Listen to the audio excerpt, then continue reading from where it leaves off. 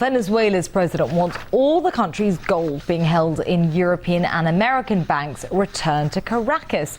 It would be the largest physical movement of gold in recent history. Hugo Chavez said he's trying to protect his country from the financial woes on both sides of the Atlantic. For more, let's talk now to author and researcher Adrian Salbuchi. He's in Buenos Aires for us. Mr. Salbuchi, what do you think is driving Chavez to withdraw this huge amount of gold from international banks?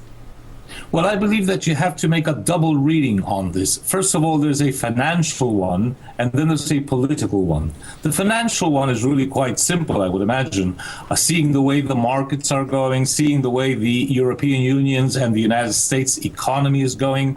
The price of gold is above $1,815 in these last few days. So naturally, Venezuela is the 13th largest holder of gold countries in the world. So they have something like about 154 tons of gold in the Central Bank of Venezuela, and they have a further 211 tons of gold abroad. So they want to bring that into Venezuela, and it does coincide with the fact that Chavez has nationalized all gold mining and so forth in Venezuela. So from the point of view of the financial aspect, I think it's a very shrewd and intelligent move to protect his country's gold assets. There is, however, a political overtone in that he wants to pull out the other financial assets that Venezuela has in the UK, in the US, and in Britain, and push it into what he calls more likable allies, Russia, China, and Brazil, notably.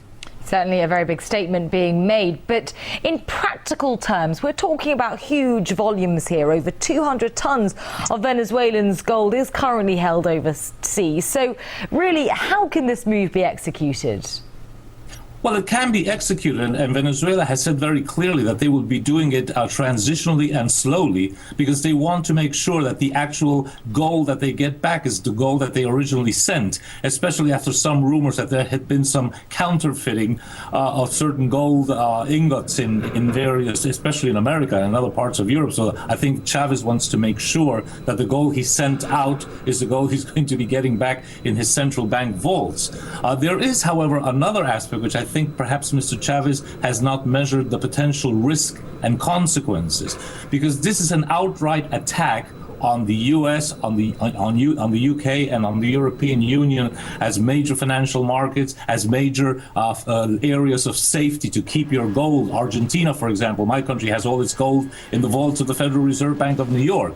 Now, if this could start a run on keeping gold in America, in the European Union, and in the UK, and in Switzerland, this might have much more dire consequences than Mr. Chavez imagines.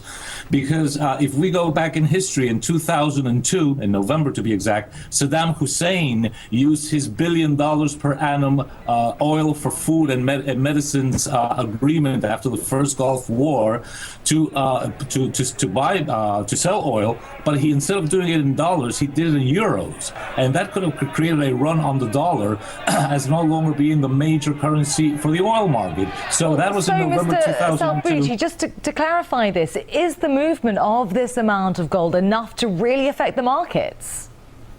As I was saying, it is if it creates a run on the gold market. And what the point I wanted to sort of very much stress is that when Iraq did that in 2002, we all remember that in March 2003, Saddam Hussein ran into a little bit of trouble. So very often the reaction can be dire. I say this because what we're seeing in Syria and in Libya, all this regime change epidemic, clearly stressed from the NATO countries, the US and Britain notably, will start spreading to Latin America. And this might be a triggering mechanism that might even justify a political move to start regime change throughout Latin America, which would no doubt start with Venezuela. So actions such as this could very well be the triggers for greater geopolitical actions, as Saddam's move in November 2002 was a trigger for his country actually being invaded in March 2003.